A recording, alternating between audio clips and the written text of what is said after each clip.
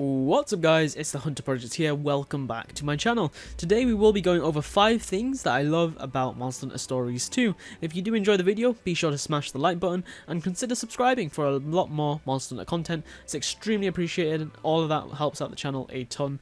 And with that said, let's jump straight into the video. Up first we have the fast forward mechanic.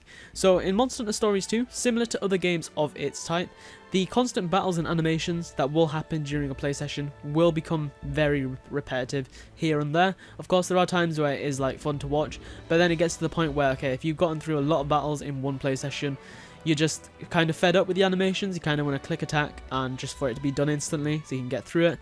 And Stories 2 has combated this issue by including 2 features to help ease that area.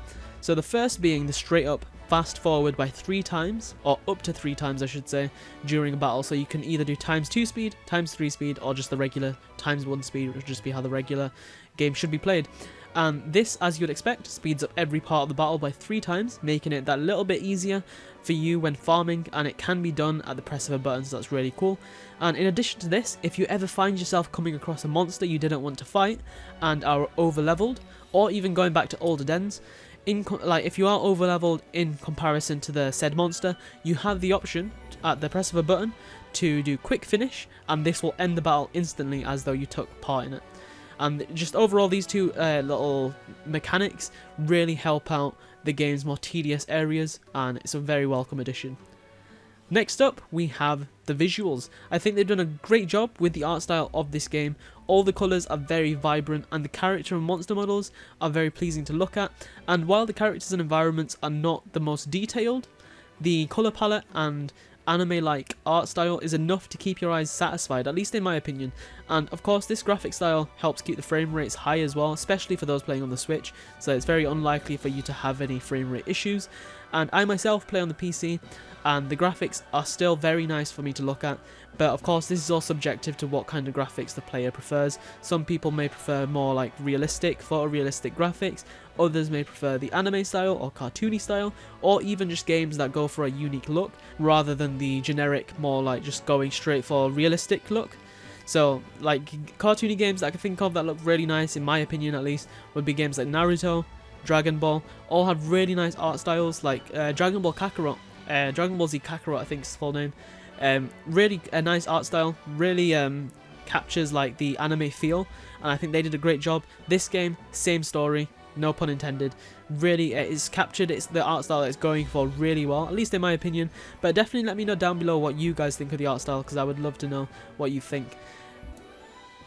Right, so next up we have the next feature that I love from Stories 2, and that is the collective leveling system. This is where basically, as long as a monster is in your party, whether they took part in the battle or not, they will gain experience alongside the one who was used in battle, and this just helps keep your party balanced throughout the game, reducing the amount of grinding needed to help make sure all your monsters are at the same level, or relatively the same level.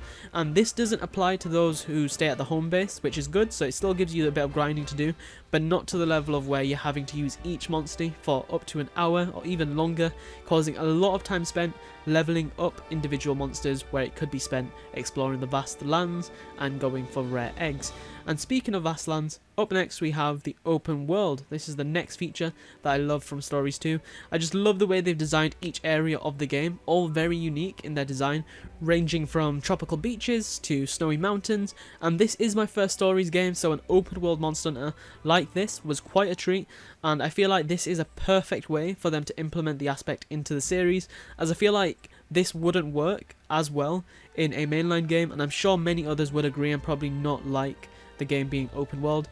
So it's like, especially with like the quest system of how the mainline games work, that's really like essential to that Monster Hunter formula, and I feel like it would take away from it being the Monster Hunter game that we all love, at least in the main series. So having a spin-off like this where they are able to utilize this idea is awesome to see. And then finally we have my last point. It is going to be a short point because I don't want to spoil anything too big in the game. That is, I love the roster of this game. In my opinion, this is one of the best, or at least my favourite Monster Hunter rosters of all time. I'd say one of the, because I do think there are probably 2 other games that I can think of that had really good rosters. At least in my opinion. Once again, all this would be subjective because it depends on what kind of monsters you would like to see in a roster. And considering that this is only the base game, that just tops it off even more. I am extremely excited to see what the future will hold for this game, like with all the DLC and all the other monsters that will be added over time. To avoid any big spoilers, I won't be sharing any monster highlights of what I know the end game consists of, and the gameplay in the background that you will see is going to be from a lot earlier in the game, so it's not going to be too spoilery, but I don't think you will be disappointed when you do reach it. It's a really fun roster, a lot of like diversity in monsters, and they have brought in a lot of fan favourites. Like, especially for me, there's only one monster that I can think of that is missing that would make this game perfect for me, but for the most part the roster is absolutely amazing. And with that said guys, that does bring us to the end of this video. If you did enjoy, be sure to smash the like, subscribe buttons. It's extremely appreciated and helps out the channel a ton. Comment down below what you love about Monster Hunter Stories 2, and if you made it this far, include hashtag made it to the end in your comment, as I'd love to see which of you legends watched this far in. Don't forget to join our Discord, link is at the top of the description. Thank you all so much for watching, and I'll see you in the next one. Bye.